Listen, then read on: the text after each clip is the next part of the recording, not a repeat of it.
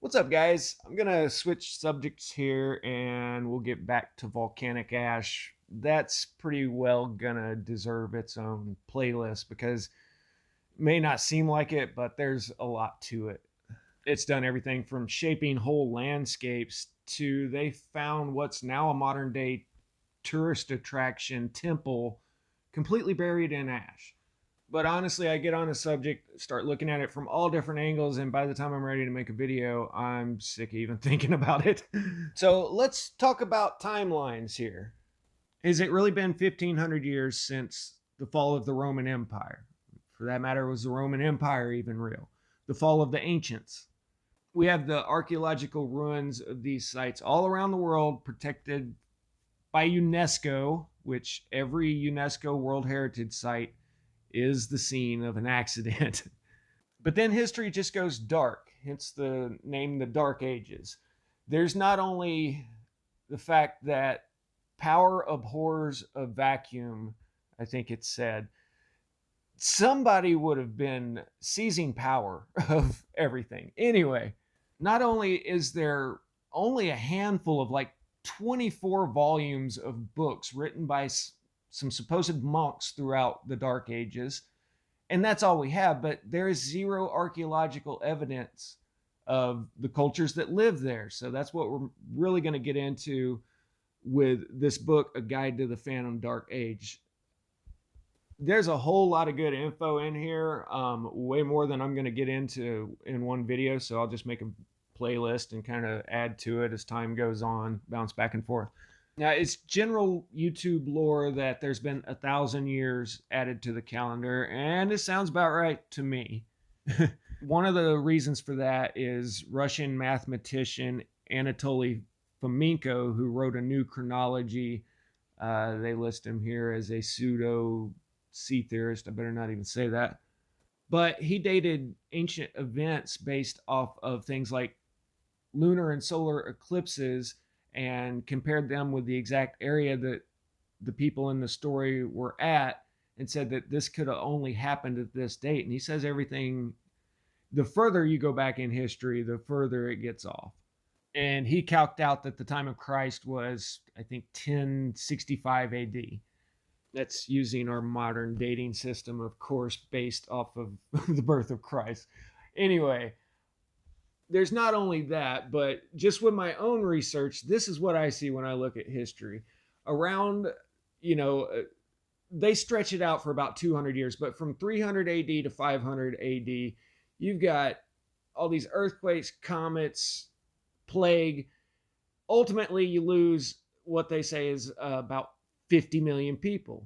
Well, then everything goes dark for 800 years, and all of a sudden, there's another catastrophe with earthquakes and comets, and there's droughts and plagues and flooding, all kinds of weird stuff going on during these events. Was it the same event? And then did they just add a bunch of time? Because when you look at history, we've all heard history repeats itself. Well, it rhymes too, because a lot of these histories seem to be the same story told over and over. But keep in mind that no matter what history that you're looking at it from, whether it's mainstream or the way I view things, it's just different reasons, but a huge portion of the population was killed off. And since then, there's been numerous conquests and consolidation of power, and filtering down to the Encyclopedia Britannica is what we all get taught for what was 700 years ago. And the term Dark Age is credited to Petrarch right at that time of those catastrophes, 14th century. During the 17th and 18th century Enlightenment, men such as Voltaire and Kant saw the whole of what we now call the Middle Ages as a period of faith, and thus the opposite of Enlightenment, because they're all about the science and Darwinism and all that. But were they right? Was there a period of 800 years in there of just faith? Was there the 1,000 years of Christ? What happened? I mean, did people just build big, huge cathedrals and not write anything down not have any songs or poems of the great heroes of the time. It's the Dark Ages. What happened? Well, let's talk about the archaeological evidence of those cathedrals and everything. By the 19th century, it had become increasingly evident that it was impossible to classify everything between the end of the Western Empire and the Renaissance as a dark age. For one thing, it was found that the Roman civilization did not come to an end in 1476, not even in the West. The barbarian princes who had taken control of the western provinces in the 5th century were not the mindless destroyers that had once been believed. On the contrary, they adopted Roman civilization as quickly as they could and did everything in their power to uphold Roman institutions and customs. They also continued, by and large, to regard themselves as functionaries of the empire and minted gold coins emblazoned with the image of Emperor of Constantinople. So look at it this way. What if, by some miracle, something happened right now to where the whole UN broke down? The central power structure officially gets erased from history, but all of the people of Spain and France, they all still live there. So then he says they continued to build monuments in the Roman style. These chiefly comprised luxury churches, but also included impressive secular buildings.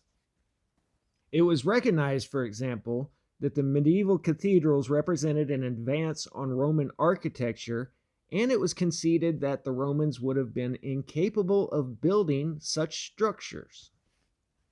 Indeed, in many areas of technology, the Middle Ages were more advanced and sophisticated than classical Rome, and we need only cite the enormous lists of technologies employed by the people of medieval Europe which were unknown to the Romans. These included windmill, paper, the plow collar, the stirrup, horseshoe, new musical instruments such as the violin and bagpipe. He lists a couple others, but then says that these were followed in the 12th to 15th centuries by mechanical clocks, magnifying lenses, and a whole gamut of architectural innovations, as well as such epoch-making innovations as gunpowder and firearms and the printing press. So let me just give you academia's view on the progression of technology, and you see if this sounds plausible to you. The ancients only had very simple machines like Archimedes' screw and Hero's engine, the simple steam engine, but nothing too complex, We go from that to a period where there is zero history for this society, and they invent the windmill and musical instruments and all of these things. And then you have the printing press and cannons and firearms come on the scene all at the same time. And somehow everything before that, just look at what they're doing with information right now. Take any subject that's actually happening and look at the mainstream narrative of it, and they're twisting literally everything. So this has been going on since the first use, apparently, of mass media. And then cannons completely changed warfare, because then any coastal city you can pull up off of their coast and just sit there and start destroying buildings until they finally say, okay, what do you want? And the birth of colonization. It makes much more sense to me that all of these things happened in a much shorter frame of time, and just one thing built on top of another, just like it has up till modern day. So after this dark age of no writing, no nothing coming out, then such great figures as the 13th century Roger Bacon and Albertus Magnus made advances in mathematics, experimented with light and the nature of properties of chemicals, and theorized on the size of the solar system. All this wealth of knowledge, these guys didn't just come up with that out of thin air. It was built upon, just like everybody else builds on other people's theories. Anyway, it will be seen that a broad sweep of the archaeological investigation over the past century has signally failed, much to the exasperation of the excavators, to produce anything substantial For the 3 centuries between 615 and 915 AD. Every single structure in the world, according to the official dating, is either before 615 or after 915. They didn't even bother trying to date anything to this period. Even in sites that were occupied apparently continuously from the Roman period to the medieval, and there are very many of them, material for the 3 dark centuries is mysteriously missing. Even worse, the settlements of the early 7th century lie immediately underneath those from the early 10th without any intermediate gap, and the material culture of the 2 epochs shows striking signs of continuity. Were historians not saddled with chronological considerations, they would have had no hesitation in proclaiming the 10th century settlements to be the direct successors of those of the 7th. 10th century art and architecture, as expressed most eloquently in the early Romanesque, looks to all intents and purposes like the direct successor of the late Roman styles of the Merovingians and Visigoths. The evidence of archaeology proves it, and so do the written sources. Everywhere there are echoes, events, and characters of the 7th century which reappear in the 10th century somewhat with a minor name change. The Ural Altaic speaking Avars, for example, who take possession of the Hungarian plain in the late 6th century, look very much like the Ural Altaic speaking Magyars who take possession of the Hungarian plain in the late 9th century. The Langobards or Lombards, who we find in possession of Italy in the early 7th century, seem very much like the Lombards, who we find in possession of Italy at the start of the 10th. The Frankish Merovingians of the 6th and early 7th centuries seem to reappear in the Frankish Carolingians of the 9th and 10th centuries. Even in the Islamic world, we find the same phenomena. The Muslim conquest of northern India by Muhammad bin Qasim around 710 sounds uncannily like the Muslim conquest of northern India by Muhammad of Ghazni around 1010. Again, the Reconquista of Spain against the invading Moors is said to have commenced with the victory of Don Pelayo in northern Spain around 718, but the real conquista had to wait another 3 centuries to materialize with the victories of Roger de Tony in 1018, exactly 300 years apart on all of those. It is as if history had terminated in the early 7th century, then recommenced without any appreciable disruption or disturbance in the 10th. Now, let's talk about the calendar a little bit. The late Roman world, contrary to popular belief, did not in fact employ the Anno Domini calendar, a system which only came into use in the 11th century. It is true that upon converting to Christianity, the Romans did begin to use the Bible as a chronological guide, but the calendar they adopted began with the creation of the world, which the Old Testament placed anywhere between 5,500 and 4,000 years before the birth of Christ. Just incidentally, that's the same calendar that the Freemasons use. They've got their own calendar. Well, I guess it's not their own if other people are using it, but also the Jewish calendar is based off of the time of creation. When the Romans did adopt Christianity in the latter 4th century, believers were not very much interested in when Jesus was born. Their attention was focused far more on when he would return, as he had promised. The computations of Dionysius Exegius, blah, blah. By the first half of the 7th century, therefore, very few people had any knowledge of the number of years that had elapsed since the birth of Christ. Now, I think that is true, but then it leads to the question of, okay, then who did institute that it's been so many years since Christ, and why did they do it? Well, if people were more concerned about when he was going to return than when he was born, then if you pushed it back 1,000 years, then it'd seem like, well, you guys are just going to keep waiting forever, aren't you? Just a thought. Now, it's well understood that when medieval kings needed a precedent, they simply invented one. In this, Otto I was no different from his contemporaries. A previous Germanic emperor of the West was needed, so one was created, and thus was born the myth of Charlemagne. I've been saying this for years now, and it's good to read somebody else actually saying it, because my whole view on the whole Holy Roman Empire and everything is they invented a bloodline just to be the successors of that bloodline. After the collapse of society and all the dust settled, literally and figuratively, and people were able to eat again and worry about more things than just trying to survive, well, then somebody comes to power, and after a generation or so, well, hey, this line of kings goes back for 1,000 years. They're divinely ordained. Now, on a little side note, I'm not going to give it away, but I found in my research that Charlemagne has way, way too much in common with another historical figure for it to be coincidence, but I'll get to that eventually. Yet the Carolingian kings, for whom little or no archaeological evidence has been found, which were much honored by Otto I and his successors, is well known.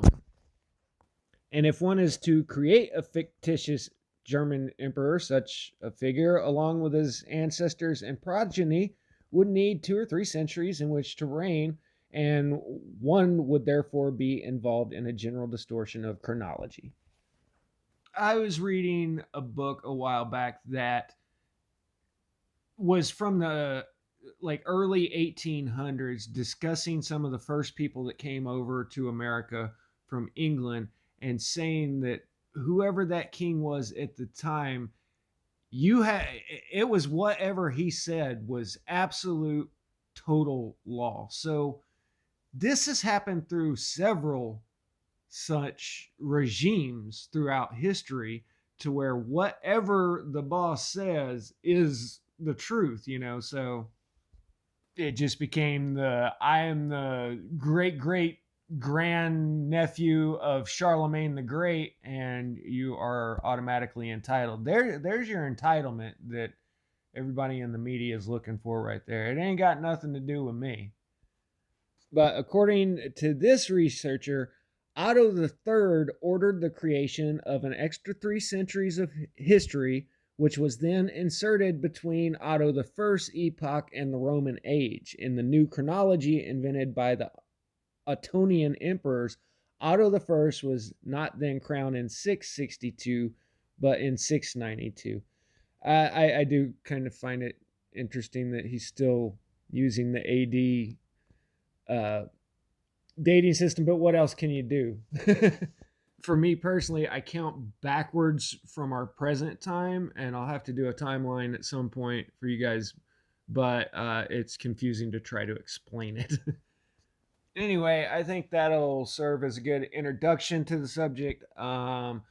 So there you go. I mean, moral of the story is you can take 300 years off of our calendar and just completely throw it out the window, because it was all made up by Otto III to justify his place as Holy Roman Emperor and his whole family.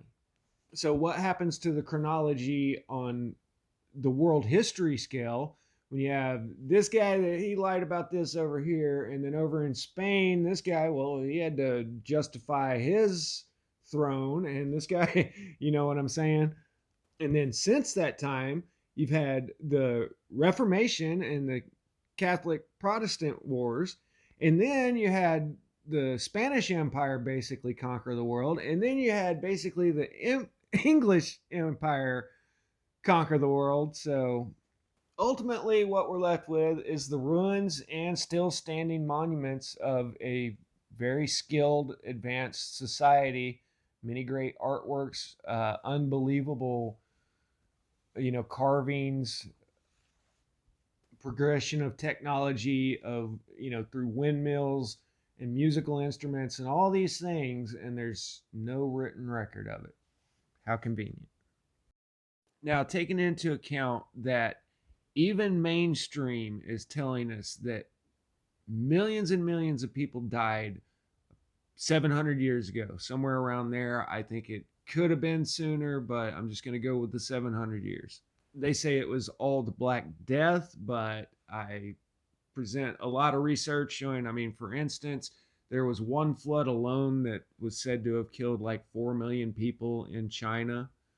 Mountains fell in and new lakes formed. One of them was 300 miles in circumference.